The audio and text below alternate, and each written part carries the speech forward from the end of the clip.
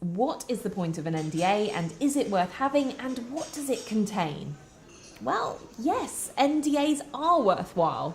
They may not offer nuclear bunker-proof protection at times, but they do play an important part in the protection of your trade secrets and in your ability to enforce confidentiality if someone leaks them. So, let's unpick the acronym first. An NDA, also known as a non-disclosure agreement or a confidentiality agreement, well, they're all the same thing. The point of having an NDA is to ensure that two or more parties who have no other contractual obligations of confidentiality towards each other can actually agree that they will protect confidential information that passes between them. That information might be passed just one way, or it could be a mutual exchange.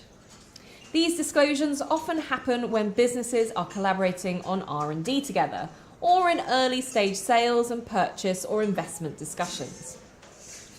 NDAs will also be appropriate where a business takes on contractors or freelancers and other third-party service providers who need to have access to certain confidential information about the business in order to provide that business with goods or services.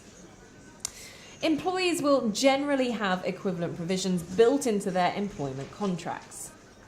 They're there for the same purpose, to make sure that what makes that business unique, or what gives it its competitive edge, what drives its strategic decision-making, powers its finances, etc., stays within the private control of that business. Once a business relationship is entered into, there'll generally be a separate and comprehensive contract that will include provisions that protect the parties' confidential information. But until then, there's actually no protection. So that's where the NDA comes in. It may come in a number of presentational forms, but whatever it looks like, it's essentially a standalone contract under which the parties agree not to disclose confidential information that they discuss to anyone else, and to use what's disclosed only for the purpose of discussing the possible business relationship.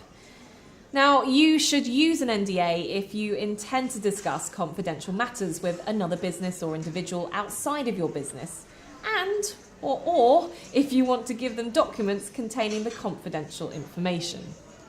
Now, this might be information about your products, customers, business strategy, plans, IP, or finances. But remember, any disclosures of information that you make under the protection of an NDA should also be marked as and treated as confidential. The same applies to any verbal disclosures. Re-emphasize the confidential nature of what you say at the time you say it. If this isn't done, then the confidentiality provisions may not be effective. An NDA can't protect information that's freely available elsewhere, or information that was secret at one point but is later lawfully disclosed. Take a look at our guide called What's the Point of NDAs?